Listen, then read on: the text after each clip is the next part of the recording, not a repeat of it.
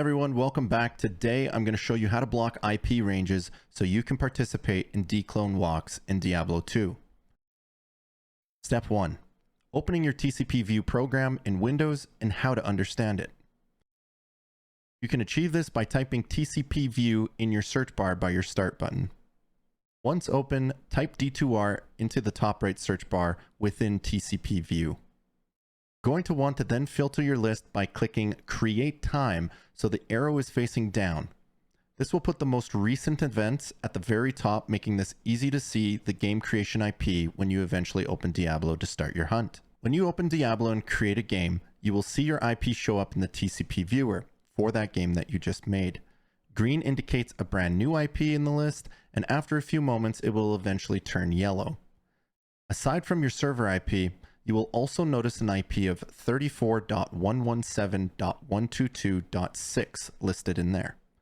This IP is very important, which I will now talk about next. Step 2. Understanding IP ranges. You must keep open the following IP, 34.117.122.6. The reason this particular IP must stay open is that it's associated with game creation on the Battle.net backbone. If you block this in our next step, you will not be able to access anything correctly on Battle.net. Every region is set up with a different range of IPs they can utilize for hosting game creation servers. IP ranges work like this example here, 34.0.0.0 to 34.255.255.255. The most common ranges are in 34, 35, 37, 137, and 158. There are others, but for now, just focus on these and adjust if a new range comes up during your hunt that you don't need. Step 3. Opening and understanding Windows Defender to properly block and isolate IPs. Open Windows Defender from the search bar by the Start button, and once open, select Advanced Settings on the left. Step 4. Configuring outbound rules to block IPs you don't want in Windows Defender. Go to the outbound rules and select New Rule. Rule type will be custom. Under Program, find the program path for your D2R exe. Every person's location may be different. Protocol and ports. Keep protocol type as any. Scope. Set up your first and most important set of block ranges under the remote category. The above block ranges will always be there unless you're hunting for a 34 range IP. If this is the case, then you'll have to adjust these settings accordingly. However, most people avoid running a DClone in the 34s because it becomes a pain to adjust around the 34.117.122.6 IP that needs to stay open for game creation purposes. If you don't require an entire IP range, it'll look something like this 35 IP range example, 35.0.0.0 to 35.255.255.255. Once you're done setting up the 34 block ranges, click Next. Under Action, you're going to select Block the Connection. Under Profile, select Domain, Private, and Public just to be safe. For the name, name it whatever you will remember this rule by. You will now see the rule that you just created at the top of your list. I recommend setting the 34 block range first and coming back to set up the additional block ranges so you can just get the rule created and edit as needed. You will want to enable or disable this rule whenever you're ready to hunt or when you're ready to stop, as this will affect game creations going forward if you forget to turn it off. You can go in there and edit the properties to change the IPs you would like to block, adjust, add, or remove. You can create a different profile for each region on Battle.net, depending on your preferences. Step 5. Ways to fish for an IP.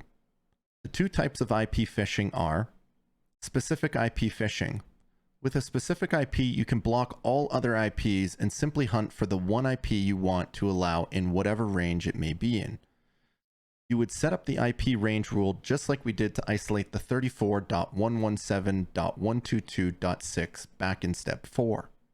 For example, if I was looking for 37.100 across the board, I would have two block ranges in this IP range. I would have 37.0.0.0 to 37.100.100.99, and then the second one would be 37.100.100.101 all the way up to 37.255s across the board. This essentially blocks everything up to and after the IP that you're looking for. This will be the method you will want to have if you plan on being consistently successful with IP hunts.